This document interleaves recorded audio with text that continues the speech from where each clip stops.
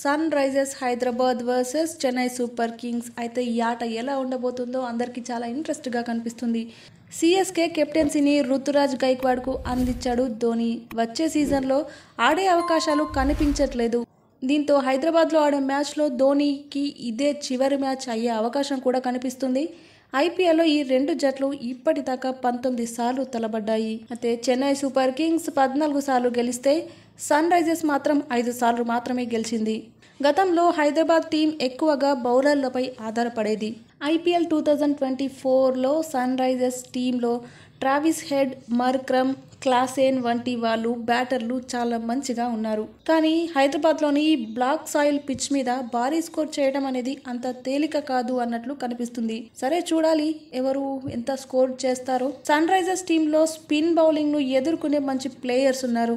Sun Risers వారు ఇక్కడ ఉప్పల్లోని pitch batting కి అనుకూలంగా ఉందని భావిస్తే మాత్రం శార్దుల్ ఠాకూర్ ను సిఎస్కే వాళ్ళు ఆడించే అవకాశాలు ఉన్నట్లు కూడా కనిపిస్తున్నాయి. సన్ రైజర్స్ ఓపెనర్ అభిషేక్ శర్మకు ఇప్పటిదాకా 14 బాల్స్ వేసిన శార్దుల్ 2 సార్లు అవుట్ చేశాడు. సన్ రైజర్స్ హైదరాబాద్ టీంలో ఇంపాక్ట్ ప్లేయర్స్గా వాషింగ్టన్ సుందర్ మరియు ఉమ్రాన్ మాలిక్ ఉండబోతున్నట్లు తెలుస్తుంది. అలాగే సిఎస్కే టీంలో కూడా ఇంపాక్ట్ ప్లేయర్స్గా మహేష్ తీక్షణ మరియు మతీషా పధీరన కూడా ఉండబోతున్నట్లు సమాచారం. సో చూడాలి ఇంపాక్ట్ ప్లేయర్స్గా ఎవరు ఉంటారు అనేది. ఇప్పటి వరకు ఆడిన మ్యాచ్ల్లో సిఎస్కే 3 గేమ్స్ ఆడింది, అందులో 2 గెలిచింది. అలాగే సన్ రైజర్స్ కూడా 3 గేమ్స్ ఆడితే మాత్రం 1 గెలిచింది.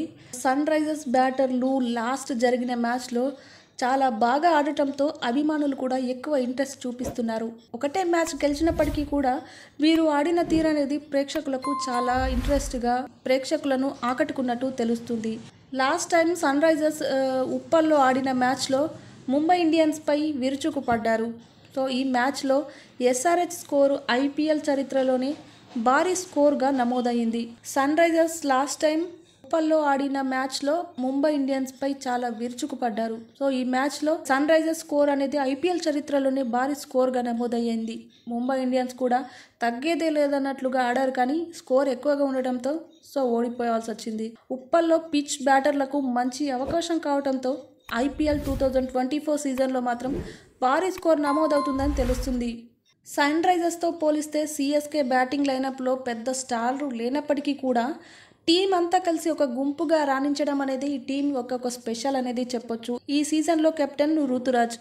ఈ టీం అనేది 3 మ్యాచ్లు ఆడితే 2 మ్యాచ్లు గెలిచింది. సో పాయింట్ల పట్టికలో 3rd ప్లేస్లో ఉంది సిఎస్కే. ఇదంతా ఇలా ఉంటే ధోని మాత్రం ఈ మ్యాచ్లో ఉంటాడా లేదా అనే డౌట్ అయితే కనిపిస్తుంది. ప్రాక్టీస్ సెషన్లో ధోని ఎక్కడా కనిపించలేకపోవడం అందరికీ డౌట్ అనేది వచ్చింది. చూడాలి ఇంకా ఈ ధోని ఈ మ్యాచ్లో ఆడతాడా లేదా, లేకపోతే ఇదే మ్యాచ్ లాస్ట్ అవుతుందా.